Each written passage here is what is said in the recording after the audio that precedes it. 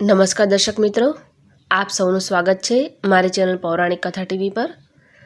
આજે આપણે વાત કરવા જઈ રહ્યા છીએ દિવાળી પછી આવતા એક મહત્ત્વના તહેવાર વિશે। તે છે લાભ પાંચમ। કહેવાય છે કે દિવાળી પછીનો આ દિવસ નવા વર્ષની શરૂઆત માટે અતિ મહત્ત્વનો માનવામાં આવે છે। જે વ્યક્તિ આ દિવસે પોતાના ધંધા કે નવા કાર્યની શરૂઆત કરે છે તેને આખું વર્ષ ધન, લાભ અને સમૃદ્ધિ પ્રાપ્ત થાય છે।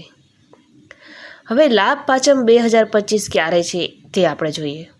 આ વર્ષે લાભ પાંચમ 26/10/2025ના રવિવારના દિવસે આવે છે।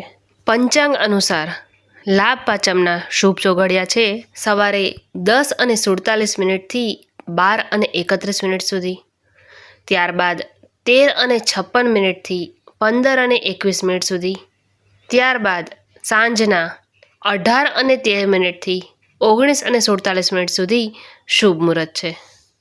આ સમય લક્ષ્મી પૂજન અને કામની શરૂઆત કરવા માટે સૌથી ઉત્તમ માનવામાં આવે છે। આ દિવસે વેપારીઓ પોતાના દુકાનો અને ઓફિસોમાં લક્ષ્મીજીની પૂજા, હિસાબની નવી બુકની શરૂઆત અને વેપારના નવા વર્ષની શરૂઆત કરે છે।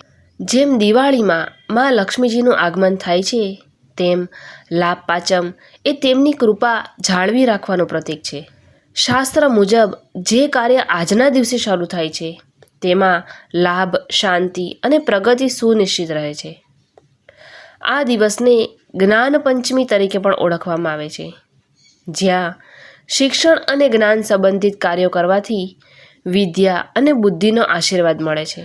હવે આપણે જાણીશું કે લાભ પાંચમની પૂજા અને વિધિ કેવી રીતે કરવી।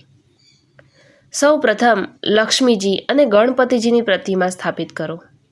ત્યારબાદ તેમને ચોખા, કંકુ અને દીવો અર્પણ કરો અને ઓમ શ્રી મહાલક્ષ્મી નમઃ આ મંત્રનો જાપ કરો। દુકાન કે ઓફિસના પ્રવેશ દ્વાર પર સ્વસ્તિક અને શુભ લાભ લખવાથી માહોલમાં સકારાત્મક ઉર્જા પેદા થાય છે। નવા ખાતા અથવા વ્યવસાય દસ્તાવેજો આજના દિવસે શરૂ કરવા માટે શ્રેષ્ઠ ગણાય છે। તો મિત્રો, આ રીતે આ વર્ષે લાભ પાંચમનું શુભ મુહૂર્ત અને તેનું મહત્ત્વ જાણ્યું।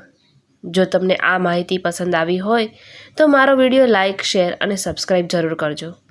જય મા લક્ષ્મી। આવા જ ધાર્મિક વિડીયો માટે મારી ચેનલને સબસ્ક્રાઈબ કરો।